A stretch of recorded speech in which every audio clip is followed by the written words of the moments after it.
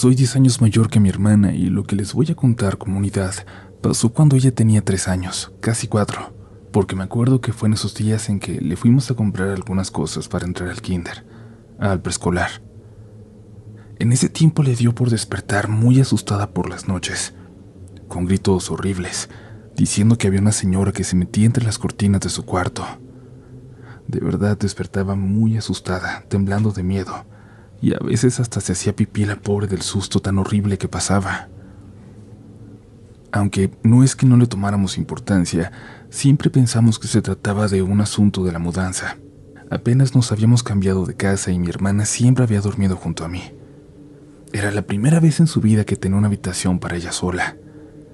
Intentamos ignorar el tema y no le dijimos nada a mi papá, que era guardaespaldas y casi nunca estaba en la noche. Él llegaba ya casi al amanecer y no le había tocado ver ningún episodio extraño con mi hermana. Cada que pasaba, mi mamá se llevaba a mi hermana a su cuarto, y ya cuando escuchaba que mi papá estaba metiendo al carro, me la llevaba al mío para dejarla ahí acostada conmigo, y se iba a recibirlo. Así que él no tenía idea de lo que estaba pasando con ella. Fue por varias semanas, esas primeras semanas en esa casa, una situación que nos tenía intranquilas. Pero nada más. Estábamos seguras de que iba a pasar, de que cualquiera de esas noches mi hermana iba a dejar de tener esa pesadilla con la señora que desaparecía detrás de las cortinas de su cuarto. Y una noche las cosas sí cambiaron, pero no para bien. Lo que estoy a punto de contarles es tan extraño, tan surreal, que por una etapa de mi vida también me pregunté si no se trataba solo de un mal recuerdo que estaba complementando en mi cabeza con escenarios de pesadillas. Verán, a pesar de todo, mi mamá siempre mandaba a mi hermana a dormir a su cuarto, para que dejara de tenerle miedo, para que no se acostumbrara a dormir solo cuando estaba acompañada de alguien más. Una noche, el grito de mi hermana fue más terrible que cualquier otro. Gritó y lloró tanto que esa vez de verdad sentimos que estaba en peligro. Nos levantamos corriendo y escuchamos a mi hermana gritar, correr por todo su cuarto, alejarse de la puerta. Escuchamos cómo intentaba abrir la ventana. La puerta de su habitación estaba cerrada. No la podíamos abrir, pero lo más extraño es que esa puerta no tenía ningún tipo de seguro. Era como si alguien la estuviera deteniendo por el lado de adentro. Mi hermana gritaba que ella estaba en la puerta, que no la dejaba salir. Yo recuerdo que me tiré al piso para intentar ver si había alguien ahí parado, pero estaba tan oscuro adentro que no alcanzaba a ver nada. Salí corriendo y fui a dar la vuelta para llegar por fuera a la ventana de mi hermana. Iba a romperla si era necesario, pero logré zafarla, y no sé cómo mi hermana de un salto salió de ahí para caer en mis brazos. Yo estoy muy segura de haber visto algo ahí adentro, en la oscuridad, una cara de alguien que se iba acercando a la ventana. Corrimos a la camioneta de mi mamá y ahí esperamos las 3 hasta que llegó mi papá como 1 hora después. Le dijimos por fin lo que había pasado, lo que había estado ocurriendo. Él solo nos escuchó sin decir mucho y yo estaba segura de que no nos iba a creer nada, pero ahí me di cuenta de que no lo conocía tanto aún, de que guardaba secretos que aún no me tocaba conocer. Nos pidió que entráramos a la casa. Mi hermana estaba ya dormida y fue lo mejor. Debo decir que mi papá, aunque tenía 1 año llamándolo así, no lo era. Era el nuevo esposo de mi madre que, 2 años después de la muerte de mi papá, llegó a nosotras cuando más lo necesitábamos, cuando nos llevó a vivir a su casa.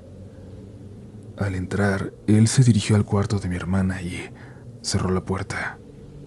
Ahí adentro empezó a platicar. Me acerqué y aunque no escuché todo, logré entender qué intentaba decir, a lo que sea que estaba ahí adentro con él, aunque él no pudiera verlo, creo. Le dijo que tenía que aceptarnos, que éramos su familia, que estaríamos ahí para siempre, sin importar nada. Le dijo que mi hermana era ahora su nieta también, que la cuidara, en lugar de asustarla e intentar ahuyentarla de ahí, que aprendiera a convivir con su presencia. Y yo sé, Yo sé lo que pueden pensar, es lo lógico, que nada de eso era cierto. Pero a partir de la siguiente noche, mi hermana durmió en ese cuarto de lo más tranquila. La llegamos a escuchar hablar sola un par de veces, pero riéndose, mientras dormía. Por suerte es un episodio que ella olvidó, pero los demás no. En algún momento, aunque no le preguntamos mucho al respecto, mi papá me dijo que ese cuarto había sido de su abuela, el cuarto chiquito, como le llamaban, que después de que murió, estuvo ahí sin usarse, sin que nadie durmiera en él hasta que llegó mi hermana. Nos dijo que varias personas siguieron viendo a la abuela caminando por la casa en las noches, entrando en su cuarto, que la veían asomándose por su ventana, pero que poco a poco esa visión se fue haciendo más difusa, hasta que nunca se volvió a ver.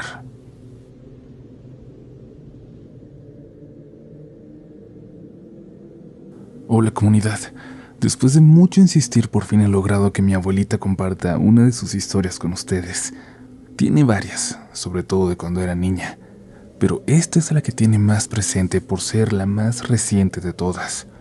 Yo le ayudé a corregir la ortografía y un par de detalles de redacción, pero lo que van a leer, lo que van a escuchar si llega a publicarse, es tal cual lo escribió ella, que tiene alma de escritora, aunque no pudo terminar la primaria.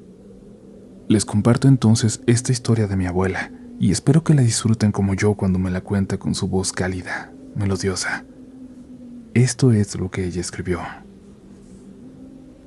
Yo siempre he sido una mujer de fe. Desde que tengo uso de razón, mi vida giraba alrededor de la iglesia. Las misas de los domingos, la adoración al Santísimo, las fiestas patronales. Todo eso llenaba mis días y yo me sentía feliz de poder servir a Dios en la tierra. Pero los años no pasan en vano, hijos, y cuando el cuerpo ya no me dio más, tuve que dejar de ir.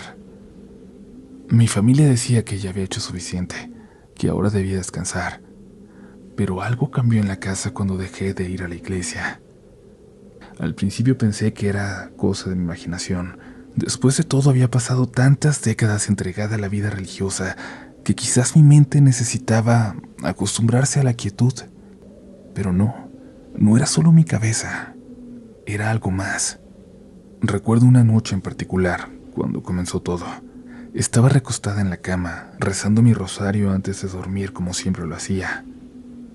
Todo estaba en silencio, salvo el crujir de la casa, ya vieja como yo. De pronto sentí un viento muy extraño que recorrió la habitación. Me persigné, pero algo no me dejaba tranquila. Sentía que había algo más en el cuarto. No podía explicarlo, pero estaba segura de que no estaba sola. No había por dónde se colara el viento. Cuando empecé a buscar en la habitación con la mirada, noté algo que me heló la sangre. La pequeña cruz que tenía en mi buró, la misma que me había acompañado durante tantos años, estaba torcida. Ahí mismo, en el tocador donde la había dejado, pero torcida, como si alguien lo hubiera apretado muy fuerte entre sus manos. Pero alguien muy fuerte. La mañana siguiente, lo primero que hice cuando mi hija vino a verme fue contarle lo que había visto. «Ay, mamá», me dijo, «eso es porque ya no sales de la casa. Te estás volviendo un poco paranoica. Vamos a hacer que vayas a caminar al parque un rato, aunque sea, para que ya no te andes imaginando cosas». Yo no le insistí, porque le estaba enseñando mi cruz doblada y aún así no me había creído. ¿Qué más podía decir? Además, tal vez tenía razón. Tal vez solo era mi mente jugando conmigo. Pero no fue así, hijos. Esa misma noche, cuando me disponía a rezar frente a mi pequeña figura del Sagrado Corazón, noté que no estaba en su lugar habitual. Había sido movida, casi imperceptiblemente, dirán ustedes, pero lo suficiente para saber que no estaba como yo la había dejado. La figura estaba de espaldas a mí, viéndose a la pared. De nuevo, el viento, esa corriente que a veces parecía atravesar la casa. De nuevo, esa sensación de que algo estaba conmigo. Y las noches siguientes fueron peores. Cada vez parecía ser más claro que andaba algo muy extraño en la casa. Las figuras de mis santos, los que tenía en la repisa, comenzaron a moverse todas las noches.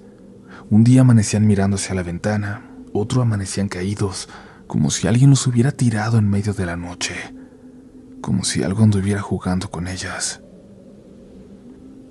Y yo intenté ignorarlo, pero no podía. Algo en mi interior me decía que todo esto tenía que ver con mi alejamiento de la iglesia. Una madrugada escuché un ruido fuerte en la sala. Me levanté con dificultad, apoyándome con mi bastón, y me dirigí para allá. La Virgencita de Guadalupe, mi amada Virgen, estaba en el suelo.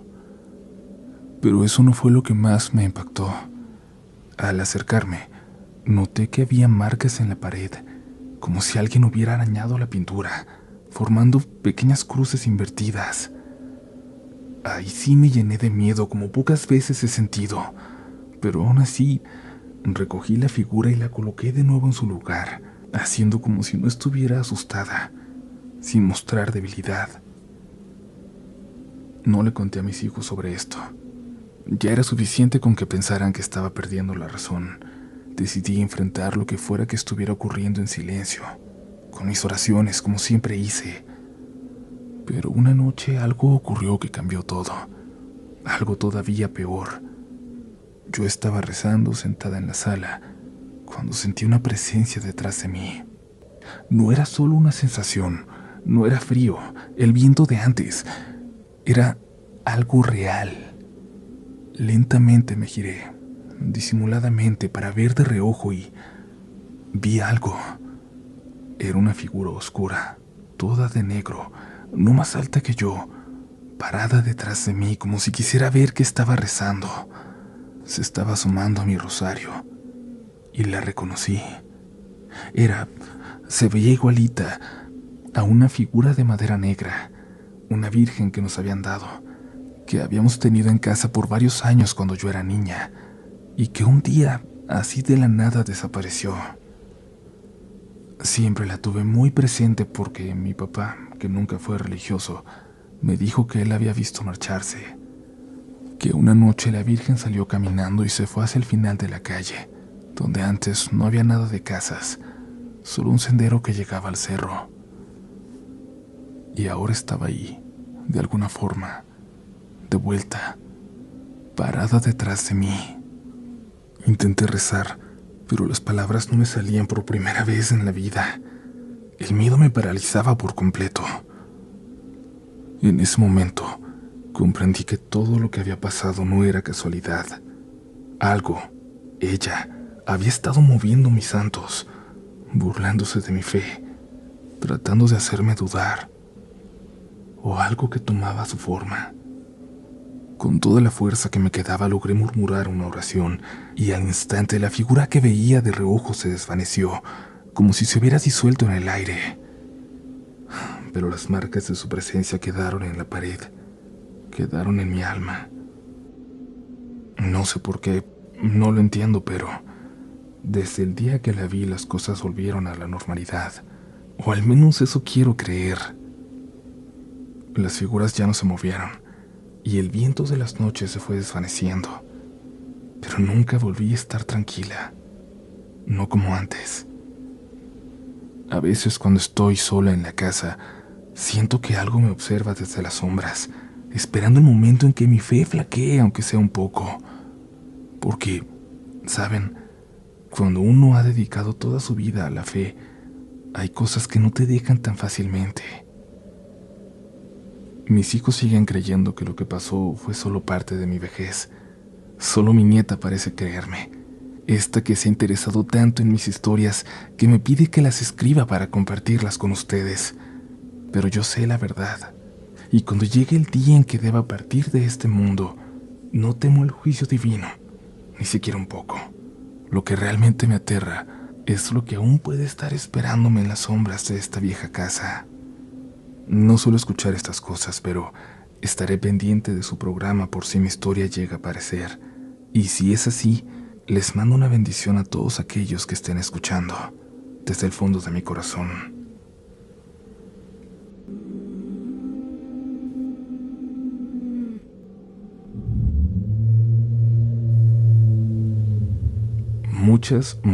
muchas gracias por la bendición, señora.